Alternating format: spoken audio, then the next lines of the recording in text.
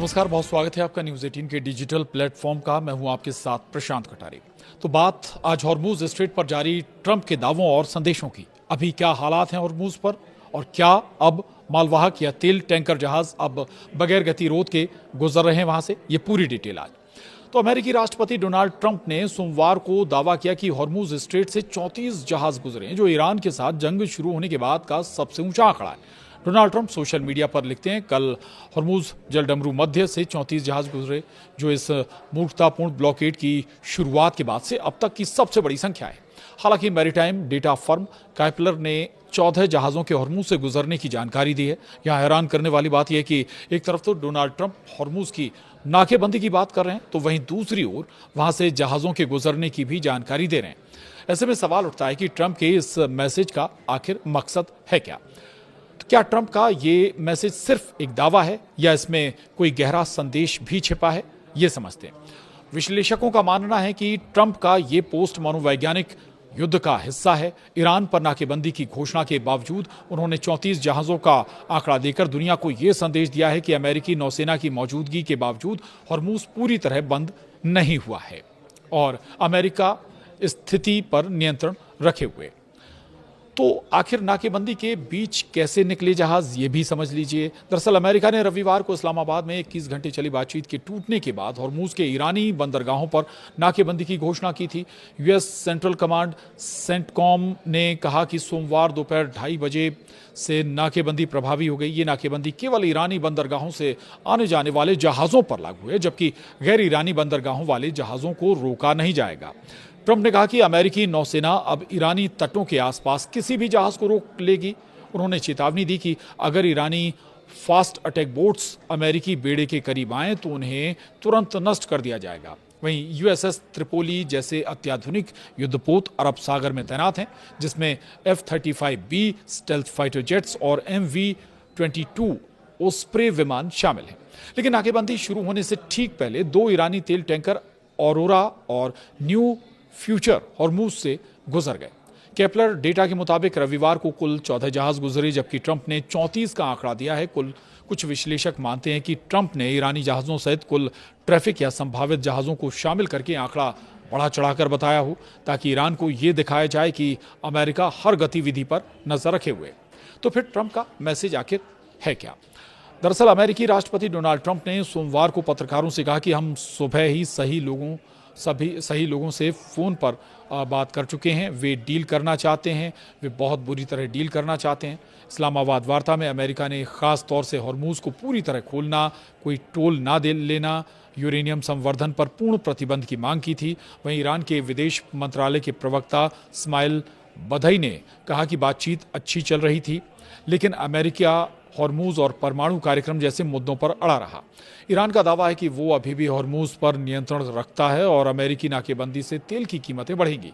तेल की कीमतें सोमवार को $100 प्रति बैरल के पार पहुंच गईं। ईरान के संसद अध्यक्ष मोहम्मद बाकिर कालिबाफ ने अमेरिकियों को चिढ़ाते हुए कहा कि पेट्रोल पंप के आंकड़े का मजा लो, जल्द ही तुम $4 से $5 प्रति गैलन के दिनों को याद करोगे। वहीं अमेरिका में फिलहाल औसत पेट्रोल की कीमत करीब $4.13 प्रति गैलन है, जो युद्ध से पहले $2.98 थी। वहीं नाकेबंदी का असर क्या हो रहा है और ईरान की क्या चेतावनियां हैं, ये भी आपको बताते हैं। विशेषज्ञों का अनुमान है कि ये नाकेबंदी ईरान को रोजाना लगभग $27.6 करोड़ के निर्यात और $15.9 करोड़ के आयात का नुकसान पहुंचाएगी, यानी महीने में $1.3 अरब का आर्थिक झटका। ईरान ने चेतावनी दी है कि अगर अमेरिका बमबारी फिर शुरू करता है तो तेहरान तैयार है। ईरानी सैन्य प्रवक्ता ने कहा कि अगर हमारे बंदरगाहों पर खतरा हुआ तो फारस की खाड़ी और ओमान सागर का कोई बंदरगाह सुरक्षित नहीं रहेगा। उधर ट्रंप ने कहा है कि अमेरिकी बल लॉक एंड लोडेड हैं और जरूरत पड़ी तो बाकी काम पूरा कर देंगे।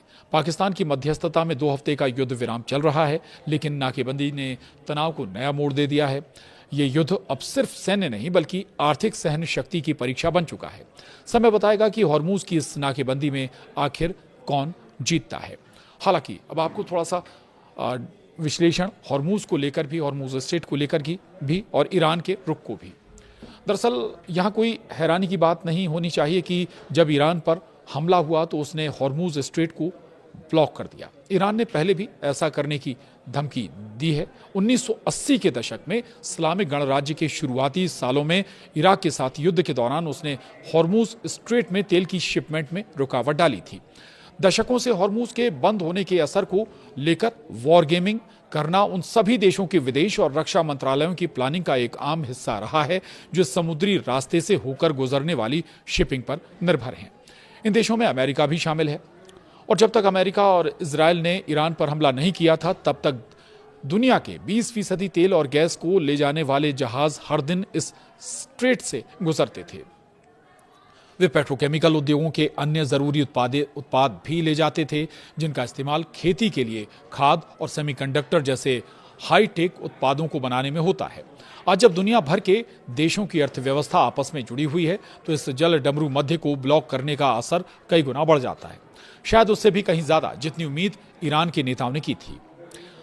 और दुनिया की सबसे जरूरी व्यापारिक मार्गों में से एक के जरिए शिपिंग रोकने की क्षमता एक बहुत ही असरदार हथियार है। यानी हॉर्मुज स्ट्रेट को आपने रोक दिया तो ये बहुत बड़ी बाधा है और जिसे ईरान लंबे समय तक चलने वाले रणनीतिक फायदे में बदलना चाहता है।